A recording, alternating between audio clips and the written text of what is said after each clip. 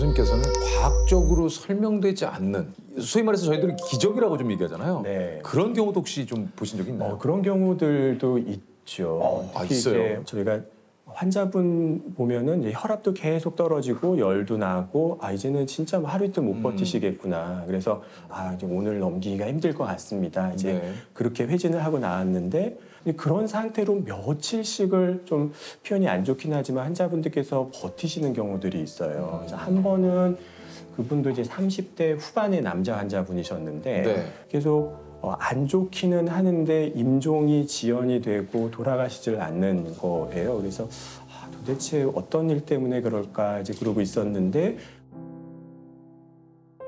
갑자기 이제 병실 문이 이렇게 쪼로로 열리더니 애들이 2명이 오더라고요. 이제 초등학교 저학년, 초등학교 고학년 애기들이었었는데 네. 아빠가 그렇게 안 좋았었던 거를 몰랐었던 거예요. 그래서 애들이 같이 이제 아빠를 부둥켜 안고 한참 울고 그랬었는데 애들이 이제 오자마자 1시간 있다가 바로 돌아가시더라고요. 기다렸군요. 네. 그래서 아마도 정말 뭐 애들이 너무 보고 싶으니까 애들을 보고서는 떠나야 되겠다는 것 때문에 그러셨었던 거 아닌가 싶은데 그렇거든요. 그런 거는 과학으로 설명되는 거는 아니잖아요. 그냥 막연히 우리가 이제 짐작만 할 뿐인데 그런 일들이 좀 있습니다. 참. 한편으로는 생각하고 싶지 않지만 죽음에 대해서 어떻게 생각하면서 좀 사는 게 좋은지에 대해서. 그 질문은 참 중요하고도 어려운 질문인 것 같아요. 그러니까. 근데 이제 제가 환자분들 뵐 때나 이제 느끼는 것 중에 하나는 우리가 살다가 보면 당연한 것들이 있거든요.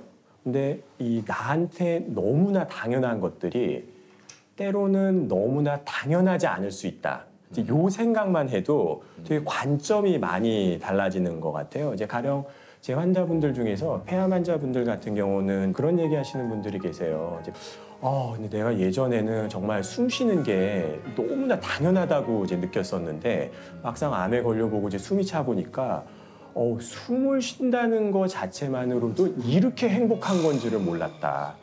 숨 쉬는 게 너무 당연하지 않다는 얘기인 거거든요.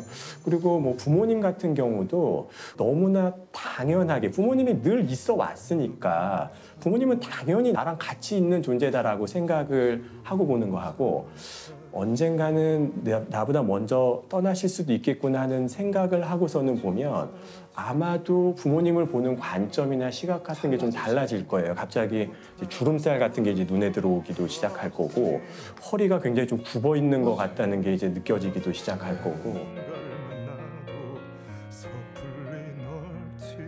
당연한 게 당연하지 않을 수 있다는 생각을 해보면은 삶도 많이 바뀌어지게 되고 또 죽음을 바라보는 관점도 좀 바뀌게 되고 그러지 않을까 싶습니다. 근데 저는 그 교수님이 지금 하신 얘기 참 와닿습니다.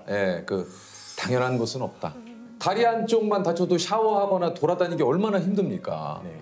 막상 내가 당연한 게 없다고 생각하면 이 세상의 모든 것들이 너무 고마워요.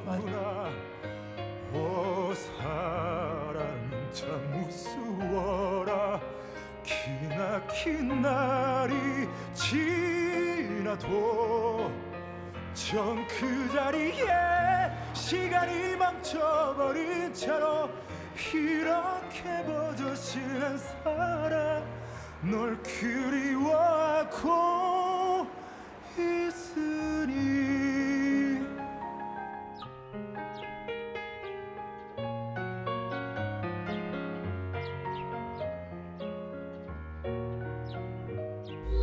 소개를 좀 부탁드립니다. 저는 강남스병원 흉부외과 중에서 심장하고 대동맥을 다루는 송석원이라고 합니다. 이야, 이거 말 그대로 진짜 생명과 바로 직결이 되는 그런 것 아닙니까? 맞습니다. 예. 너무너무 그 예민한 곳 아닙니까 우리는? 참새가 왔다, 참새가 왔어. 빨리 가. 떨어진 토크 주술라고 참새가 왔어. 정말. 대동맥이 심장에서 나오는 혈액을 몸으로 보내는 가장 큰 혈관이고 이게 이제 파열 시 1시간 내에 사망을 하는. 그러니까요. 10명 중에 6명이 도착 전에 사망을 한다고 그래서 흔히 몸속의 시한폭탄이다. 뭐 이런 얘기가 좀 있다고 하네요. 보통 대동맥 환자들은 자기가 대동맥 질환이 있는지를 모르세요, 평소에. 증상이 전혀 없어요. 전혀 없어요. 네. 대동맥류라고 그래서 대동맥이 늘어나는 질환인데 이게 풍선처럼 늘어나거든요. 그래서 1.5배 이상, 뭐 3배 이상 커져도 증상이 전혀 없습니다. 그러니까 이제 항상 문제가 발생하면 응급실로 앰뷸런스 타고 오게 되는 거죠. 특히 이제 대동맥류의 파열, 터진 거거든요. 스톱파이프가 터진 거랑 비슷합니다. 그래서 의식도 떨어지고 혈압도 떨어지고 이러기 때문에 1분 1초가 아까운 그런 환자들이 많이 있습니다. 그 기억에 남는 그런 수술도 좀 있을 것 같아요. 대동맥류 파열 환자가 서울 시내에서 4군데의 병원을 돈 경우가 있어요. 이쪽 병원에서는 여러 여건상 또 안 된다, 받을 수가 없고 수술이 안 된다 그래가지고 그래서 우리 병원에 새벽에 온 환자가 있었는데 응급실에 도착했을 때 이미 심장이 정지가 돼 있었어요. 앰뷸런스 안에서 정지가 돼 있었던 거죠. 그래서 그때는 우리 모든 팀들은 어떻게 생각했냐면 이 환자는 살 수가 없다.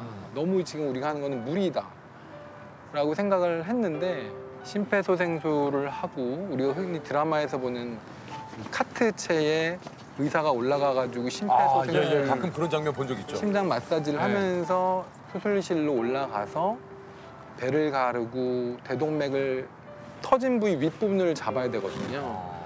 수술은 이제 성공적으로 끝났지만 의식이라든지 모든 장기들이 망가졌을 거라고 생각을 했었는데 이 환자가 3일 만에 깨났어요. 그래가지고 지금도 외래를 다니고 계시거든요. 지금도요? 네. 그런 환자들을 이제 경험을 하게 되면서 많은 생각을 하게 됐고 의사가 환자를 포기하지 않으면 이 환자는 살 수 있는 찬스가 반드시 있다는 것을 이제 알게 됐어요.